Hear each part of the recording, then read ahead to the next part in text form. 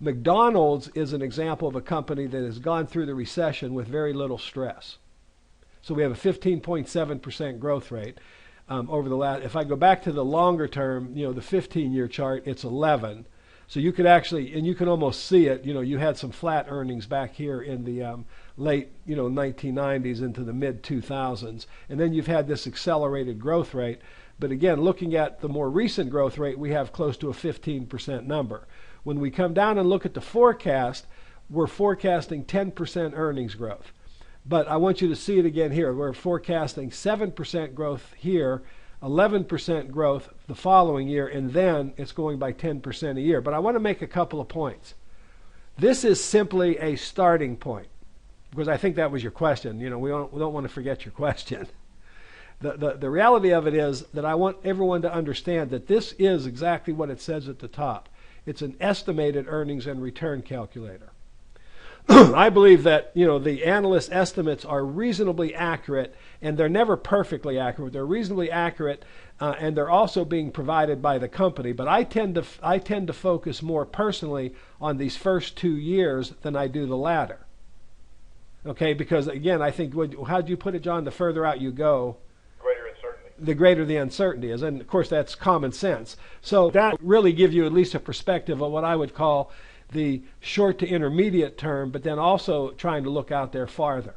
But what I routinely do are a couple other things. I will then shorten the time frames. I will sometimes go, I mean, not sometimes, almost every time I run a fast graph, I will drop it to a 10-year.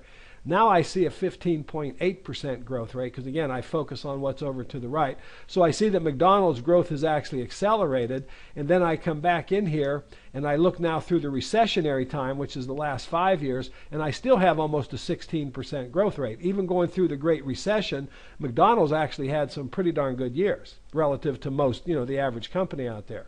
So, looking at that, I don't think it's then unrealistic to come in here and say, okay, I'm going to plug in that 16% number. If it was 15.7 or whatever it was, and I'm going to override this graph, and I'm going to calculate or run a new calculation using an override. Do that again. I'm sorry, my eye was on something else there. What did you do? I went into the override growth rate estimate, and I simply typed in 16%. Now I can put in individual years here if I want to also. If I have a reason, if I have some information that tells me I think next year's earnings are going to be X or or Y, whatever, I can plug those numbers in also. But then once I've done that, I simply redraw the chart, and I've already done it, but I'll do it again just for sake of this discussion. And I want you to notice now we put in big red letters override, because all you've done here now is a what if calculation. Okay, what if McDonald's continues to grow for the next 5 years like it has for the last 5 and the last 10? Even notwithstanding the recession. This gives me a better picture of value, a different picture of valuation that I might like better than, say, the 10%, which would be more conservative. Now, on this basis, McDonald's looks perfectly valued because there are 5 lines on here, John. Well, I call it the valuation corridor. The idea here is that we should accept that this is going to be wrong, this forecasting graph. What we are attempting to do is try to draw a picture of reasonableness here. Fast Graphs doesn't pretend to say we're going to give you perfect price points. We're going to try to give you sound and reasonable expectations that you can hopefully make good decisions on and have a perspective of what that decision means. So if McDonald's does grow at its historical rate, then if buying it today would say I'm buying it at what I would call perfect intrinsic value. I'm paying about 15 times earnings. That would be a 15 multiple here.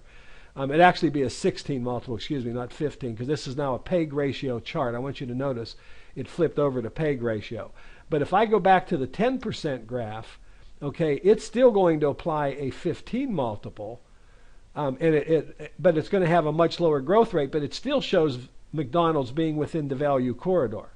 So now I'm saying, okay, if the analysts are right and I get slower growth than their historical average, then I still have a chance to make almost an 11% rate of return, assuming that McDonald's grows out here. This calculation here is based on the price here plus dividend. So if I look at 1237, if I just put my cursor on there, I get $138.36. That would be a target price, assuming this level of earnings growth and applying a 15 multiple to it.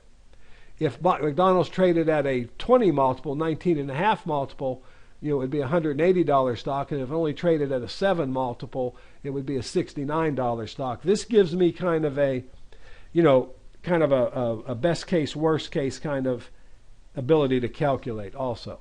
But when I go down to this chart, and this is what I want you to notice, we go out for the 5-year estimate. This simply is, we call this the I chart, which is earnings yield estimate. We're trying to say, let's look at this picture now and put it into numbers.